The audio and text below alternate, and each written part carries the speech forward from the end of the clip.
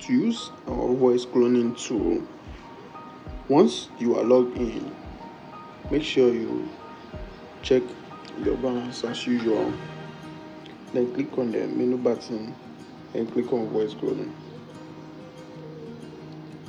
And when the voice cloning page opens, you first notice you have to upload an audio.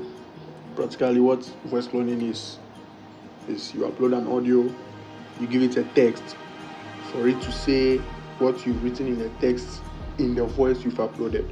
So that's the idea behind voice cloning. So now when you open the page, you would want to upload a voice sample. You can also record your own voice as well. With the record, when you click on the record, a prompt or a pop-up will appear for you to allow access to your microphone. If it doesn't, meaning you have to go and allow it yourself in settings, right? So you open your phone settings, you go to all apps, then you look for the browser you are using. So in this case, I'm using Brave browser, so I just allow the microphone access. With Android, is also a similar process. So then you go back to the app, then you can record your own voice. You just allow that. So you record, and then the voice takes 10 to 30 seconds, allows 10 to 30 seconds audio for best quality. Anything below that will be rejected. Now you can follow these tips for a very clear and for the best output. Just follow these tips and then you get the best results.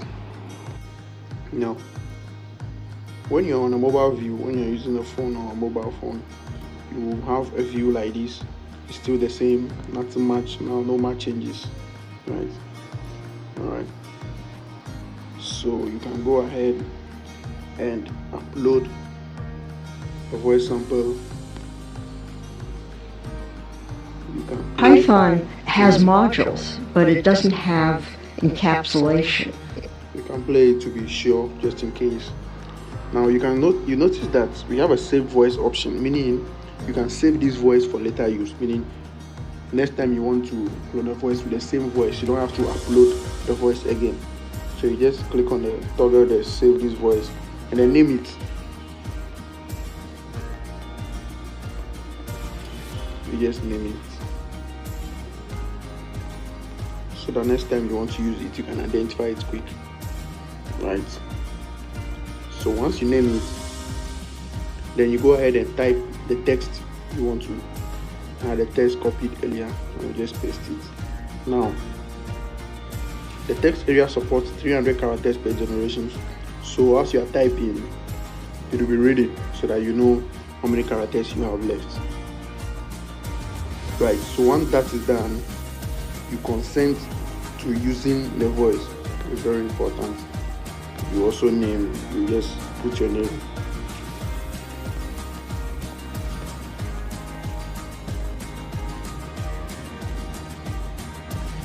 So you consent, then you continue, then it's verified. So now you can go ahead and generate.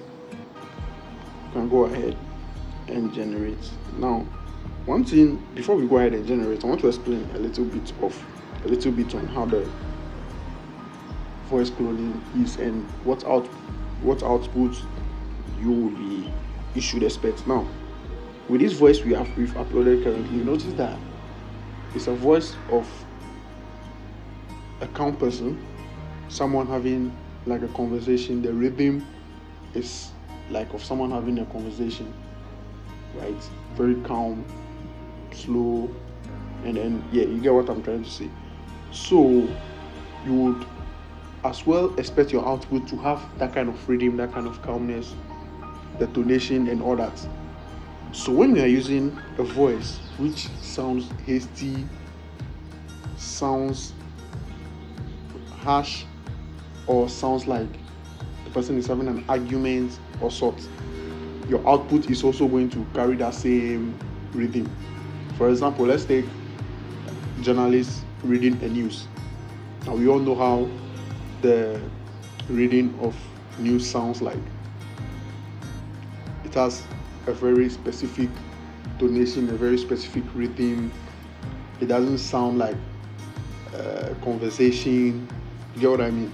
So if your voice sample you uploaded sounds something like that, it means your output is also going to sound like that. So if you want a natural, calm, conversative type of output, you need to use an audio that is already that way. So let me play my audio again once again. It allows code on the outside to muck around with what's going on the inside of a module. Encapsulation is a crucial part of making modularity work. And when you're building big programs, so you have many programs. So as you can hear, this voice sounds like a conversation type of, someone trying to explain. Yeah, you can see that calmness in the voice. That you get what I mean. So let's go ahead and generate so you can get a clear understanding of what I'm talking about. So you just click generate and then you wait for it to do its thing.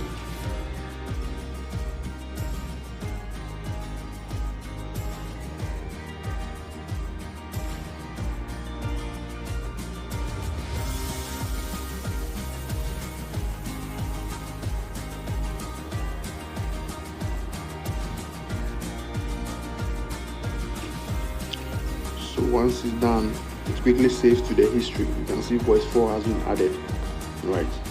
So you can go ahead and play it, and you can download as well. So let's try and play. So if you want to change how notifications look, you generally need to install a different plasma style or edit the plasma style itself. That's why changing your global theme often changes the notification appearance. It swaps the plasma style. So as you can see, it sounds exactly like the voice we uploaded.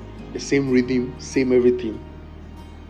So if we were to upload a voice that sounds harsh, fast, or has a certain rhythm to it, you would expect your output or your generated voice or your clone voice to also sound that way.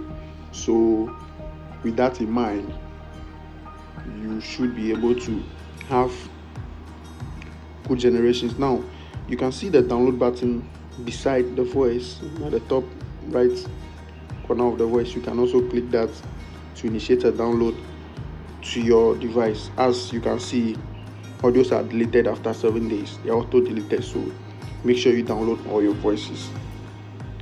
So once you download, you can just go ahead to your download folder.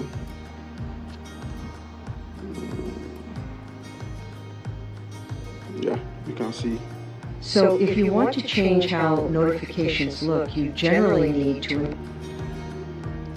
And then you can see a copy button also here. Now this copy button, when you click on this copy button, it copies the text you used in generating that particular audio. So once you click the copy button, you can go ahead and then just repaste in case you want to generate or clone the same text. So yeah, that's what that does. You can go ahead and download, and once you are done, you can wait 10 minutes to clone another voice. Yeah, and you generally can clone about 10 voices a day. Yeah, so that's that. Don't forget to subscribe. More videos will be coming, more tools, more videos, so don't forget to subscribe. Thank you, and see you in the next video.